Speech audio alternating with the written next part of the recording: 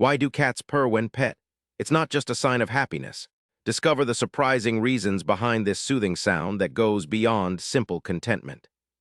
When you pet a cat and it starts purring, it usually means your furry friend feels relaxed and safe around you. Purring is a way cats communicate comfort and happiness.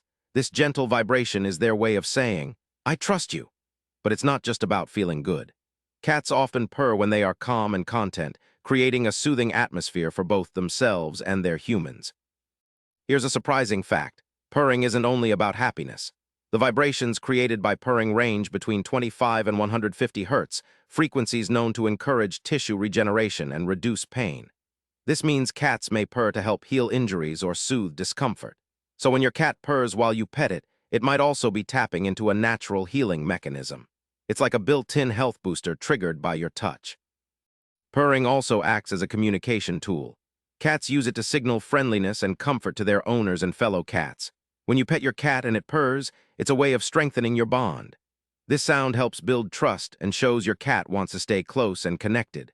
It's a subtle but powerful way cats interact in their social world, especially with you. So next time your cat purrs while you pet it, remember it's more than just happiness.